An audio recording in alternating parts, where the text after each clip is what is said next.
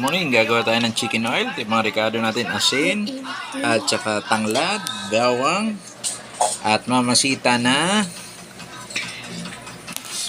aswete. At saka ito yung ating 1 kilong chicken skin. At ngayon, lulutuin na po natin. Pwede natin gagawa tayo ng chicken oil. Mainitin, lalagyan na natin yung pinaka-skin ng manok. Pabayaan na natin siya maluto sa sarili niyang mantika ang ating chicken oil. Natin, hahaluin po natin. Hindi na natin tatakpan to para hindi magtubig. Tapos pakalagay po nung paka naluto na yan, saka natin lalagay yung bawang, tanglad at asin.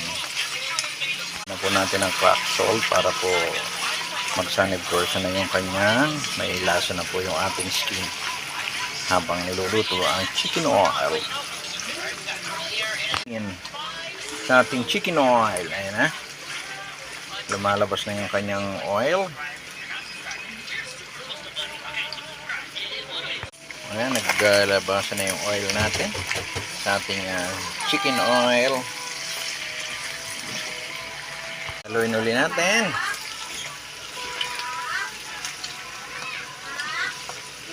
Ano po yung oil ang ating chicken skin? Chicken oil lang niluluto natin mga Rihanna. Good morning, good morning. Isang 15 minuto. Resulta ng ating chicken skin. Naglabas na yung oil niya. Halo-haloin lang ulit natin.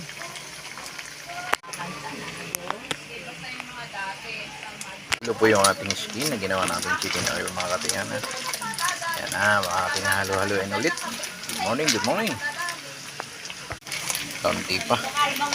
Medyo kaunting-kaunti pa. Mga 15 to 20 minutes pa. Resulta ng ating chicken skin. Chicken oil na po natin. Yung tanglad at saka 1 ulo ng bawang sa ating chicken oil.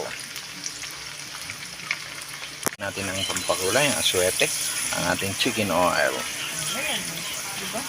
Yan ang ating chicken oil. Halo-haloin pa natin maigi. Ang ating resulta ng ating chicken oil. Good morning, good morning, good morning. Ito na yung chicken oil natin.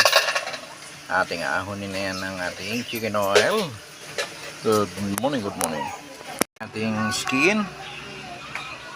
Natin yung bawang dyan, sasalain po natin yun ang resulta ng ating chicken oil. Sasalain na natin yung ating chicken oil.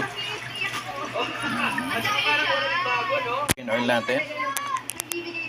Ang result ng ating chicken oil, pwedeng panlagay natin sa kanin,